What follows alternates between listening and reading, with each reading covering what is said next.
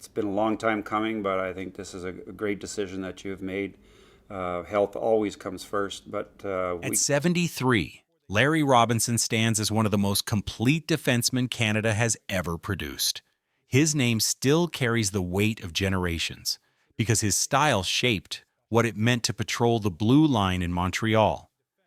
When fans speak about physical presence, they bring up the big men of the past. When they talk about poise under pressure, they bring up Larry Robinson. 6 Stanley Cups, 2 Norris Trophies, 1 Conn Smythe, a career built on winning battles and controlling games even when the ice tilted. Robinson had every tool a coach could ask for, size that forced opponents to rethink every drive, skating that surprised forwards who thought they could beat him wide, intelligence that allowed him to close gaps before danger arrived.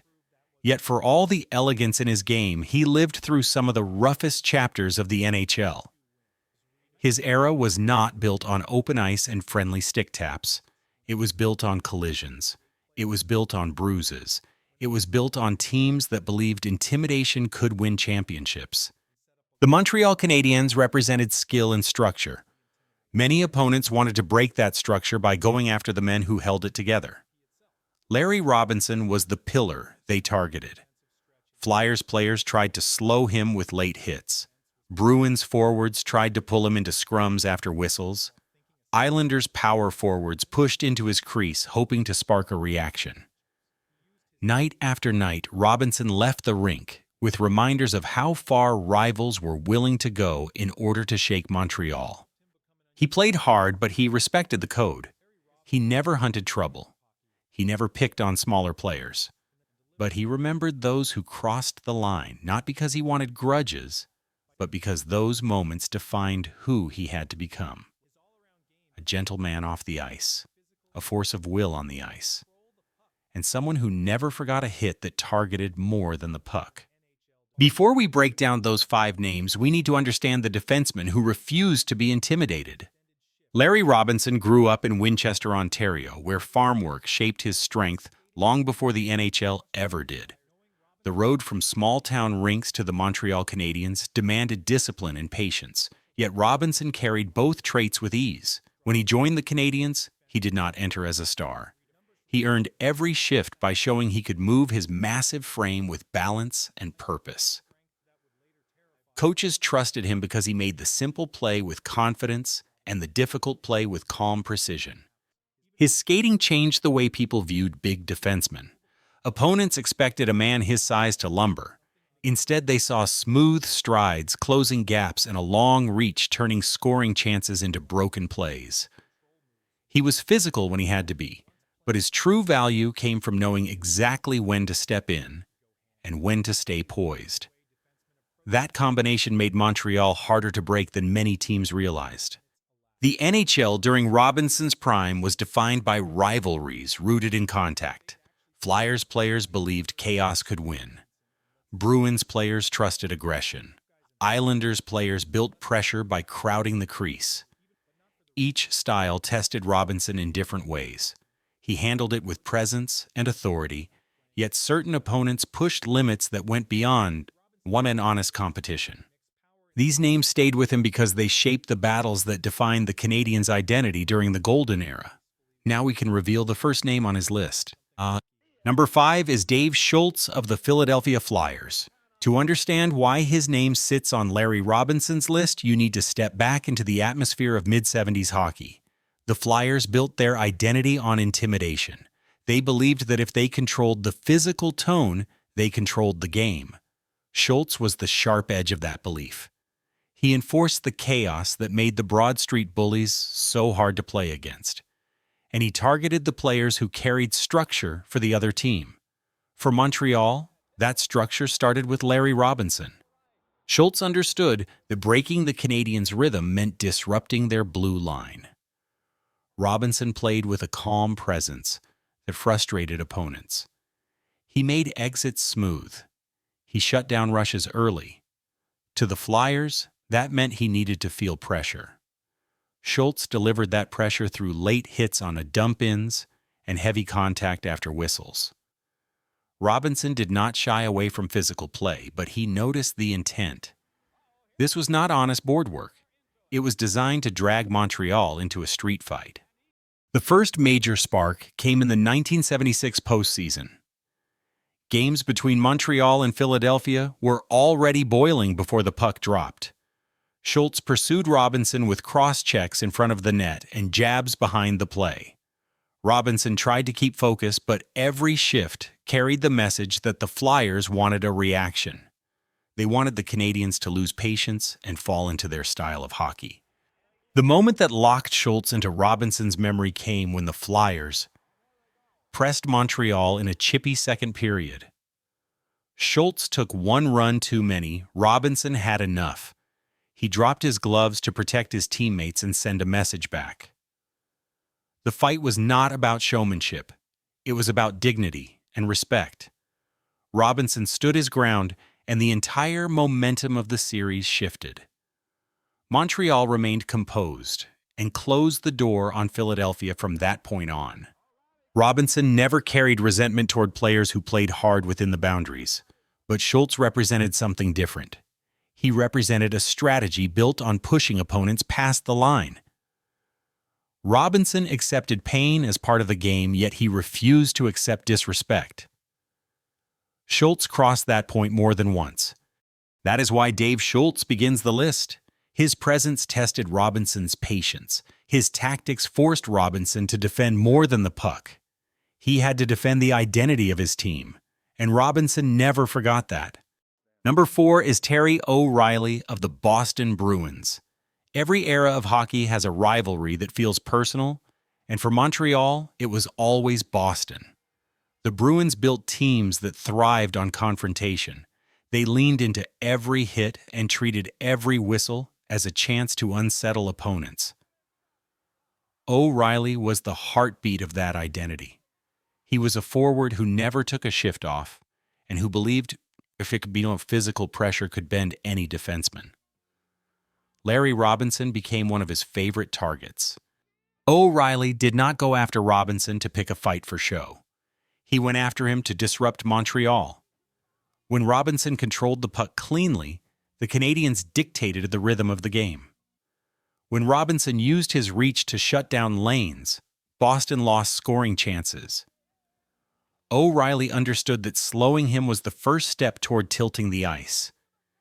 He chased him on forechecks. He finished hits even when plays were already moving the other way. He poked and challenged him after whistles, hoping to draw a reaction. The clashes during the 1977 and 1978 seasons stand out in Robinson's memory. Bruins players tried to trap Montreal in board battles, and O'Reilly often led the charge. He drove into the corners with full weight and made sure Robinson felt every collision. Robinson never backed down. He played his game with responsibility and patience, but the constant pressure tested his endurance and focus. He recognized intent when he saw it, and O'Reilly's intent was clear. By the early 80s, the rivalry reached another level. In the 1984 playoffs, Boston came at Montreal with even more aggression. O'Reilly crashed the crease and hammered at loose pucks. He pushed the line between honest effort and unnecessary contact. Robinson absorbed hit after hit while protecting space for his goaltender and forwards. He never let the Bruins bait him into reckless penalties, but he remembered the moments where respect disappeared. O'Reilly earned recognition as one of the toughest competitors of his generation. Robinson respected the effort, but not the way O'Reilly tried to unsettle Montreal by grinding into the backs of their key players. The battles were intense. The frustration was real. And the emotional scars stayed with Robinson long after the games ended. That is why Terry O'Reilly takes the 4th spot. He was the embodiment of Boston at its most relentless. He made every shift a test of resolve. And he left Robinson with memories that never faded. Number 3 is Clarke Gillies of the New York Islanders. When fans talk about the early 80s, they talk about a dynasty built on pressure. The Islanders did not rely only on skill. They relied on weight, presence, and control around the crease. Clarke Gillies was the engine of that physical identity. He was not dirty, and he did not need theatrics. His strength alone changed the geometry of every shift. For Larry Robinson, he was one of the most demanding opponents he ever faced. Gillies was a true power forward. He drove straight lines. He leaned into defensemen with absolute commitment. He made it his mission to create chaos in front of the net and force breakdowns in coverage. Against Montreal, that meant going after the pillar on their blue line. He targeted Robinson in a way that was honest but exhausting. Because Gillies did not take shortcuts, the impact was even heavier. Robinson felt every battle as a direct challenge. The playoff meetings in 1981 and 1983 defined the tension. Islanders players pushed hard through the neutral zone, and Gillies always positioned himself to win interior lanes. When shots came from the point, he planted his skates in front of the crease and dared defensemen to move him. Robinson used every inch of his frame to keep space open for his goaltender, yet Gillies kept returning with the same force. It was a cycle that tested Robinson in ways few other players could. There were moments where the battles turned heated. Gillies delivered hits that rattled boards. Robinson answered with strength and positioning. Neither man backed off. Both respected the contest, but the constant strain wore on Robinson. He understood that Gillies was not trying to injure him. Gillies was trying to outmuscle him and break the rhythm Montreal depended on. That made every matchup feel like a heavyweight fight disguised inside a hockey game. What made Gillies unforgettable was the combination of class and pressure. He did not throw cheap shots. He did not swing sticks. He simply pushed at a level that left Robinson sore after every meeting. Physical competition is part of the sport, but when repeated over years, it leaves a mark deeper than bruises. It becomes personal in the sense of professional pride. Robinson remembered Gillies because he forced him to raise his standard every time. Clarke Gillies takes the third spot because he represented the purest form of power hockey. He was relentless without disrespect. He was an obstacle that never softened. And he left Robinson with memories of battles that shaped some of the hardest nights of his career. Number 2 is Tiger Williams. His reputation alone explains why he sits this high on Larry Robinson's list. Tiger played with energy that felt explosive on every shift. He believed in pushing opponents until they cracked, and he did not hide his intentions. When he lined up across from Robinson, he treated the matchup as an invitation to test the patience of one of the calmest defensemen in hockey history. Williams carried a style that thrived on agitation. He poked at players. He slashed sticks. He threw jabs in board battles. He chirped constantly and used every second between whistles to unsettle the man across from him. Against star defensemen, his goal was simple: break rhythm, break focus, break structure. Robinson represented the structure of Montreal, so Williams targeted him every time the puck moved toward the defensive zone. Their clashes during the late 70s stand out. When Williams was with Toronto, he used forechecks that came in at full speed. He finished hits even when the play had clearly shifted to the far side. He jammed at loose pucks long after goaltenders had control. Robinson knew these tactics were not about scoring chances. They were about pressure and frustration. Each shift required mental effort because Williams never gave space or quiet moments. When Williams moved to Vancouver, the rivalry continued. He brought the same chaos, but now backed by a team that relied on his emotional spark. One confrontation in 1979 became a turning point. Williams charged through the neutral zone and delivered a low hit that Robinson felt crossed a line. Robinson confronted him immediately. The exchange did not end in a fight, but the message was clear. Respect mattered, and Robinson would not accept tactics designed to injure. What intensified Robinson's dislike was the consistency. Williams did not pick his spots. He brought the same level of irritation every single meeting. He slashed gloves during puck battles. He jabbed ribs in front of the net. He tried to drag Robinson into retaliatory penalties that could swing momentum. Robinson stayed disciplined, but he never forgot how calculated the harassment felt. Tiger Williams earns the second spot because he represented the most disruptive style Robinson ever faced. He attacked rhythm. He attacked composure. He attacked the values Montreal relied on to win. Robinson respected toughness, but not the behavior that blurred the line between competition and provocation. Williams crossed that line many times, and those moments stayed with Robinson long after their careers moved on. Number 1 is Bobby Clarke. No rival left a deeper mark on Larry Robinson's memory than the captain of the Philadelphia Flyers. Clarke was not the strongest man on the ice, but he shaped games through intensity and calculation. Flyers players followed his lead. When Clarke wanted a matchup to tilt, he set the tone with pressure that went beyond simple competition. Against Montreal, that pressure often centered on Robinson because slowing him meant slowing the Canadiens' identity. Clarke brought a unique mix of talent and provocation. He could score, he could defend, he could lead, yet he also knew how to irritate star players and disrupt their focus. His Flyers believed in contact at every opportunity. They chipped the boards. They crashed the crease. They jabbed for loose pucks long after the whistle. Clarke never hesitated to join the traffic and add another layer of agitation.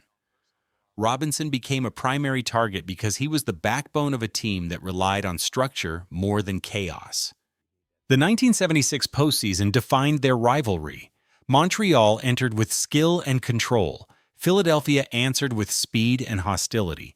Clarke used stick work that tested the patience of every Canadiens defenseman. He drove into Robinson in scrums. He leaned on him during cycles. He used small hooks and bumps that disrupted timing and forced Robinson to fight for positioning every shift. It was not random. It was a deliberate plan to rattle the Canadiens' most dependable blue liner. There was one moment that stayed with Robinson. During a tense sequence along the boards, Clarke delivered a shove that Robinson believed had no hockey purpose. It was meant to provoke. Robinson rarely reacted emotionally, but the disrespect stuck with him. He finished the series without losing control, yet he never erased the memory. Clarke represented an approach that collided directly with Robinson's values. The Canadiens played with discipline. The Flyers played with edge.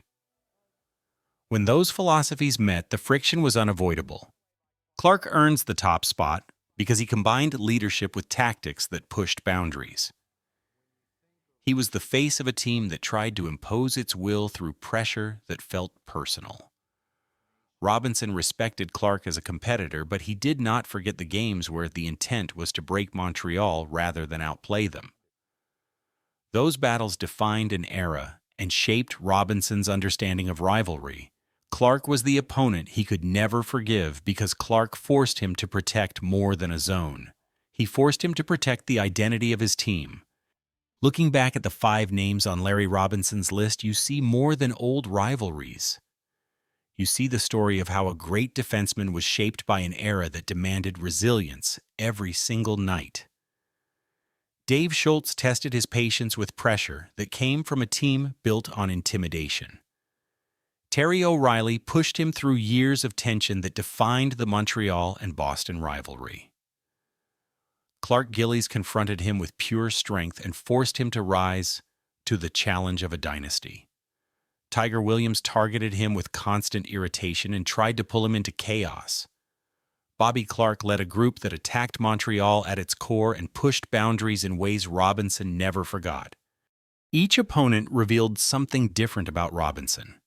His calm under fire, his refusal to be baited, his commitment to protecting teammates, his ability to play heavy without losing control. These qualities built the foundation of a career that earned championships, awards, and respect across the league. Rivalries did not weaken him. They sharpened him. They turned him into the defenseman who anchored one of the greatest teams Canada has ever produced. Fans often remember the goals and the celebrations, but players remember the battles, the late hits, the scrums, the moments where respect disappeared. Robinson lived through all of it and came out as a player defined not by grudges, but by limits. He could take punishment, but he would not accept disrespect. The names on his list came from crossing that line. As you look at the history of the Montreal Canadiens and the golden era of Canadian hockey, one question remains. Which of these 5 rivals shaped Larry Robinson the most in your memory?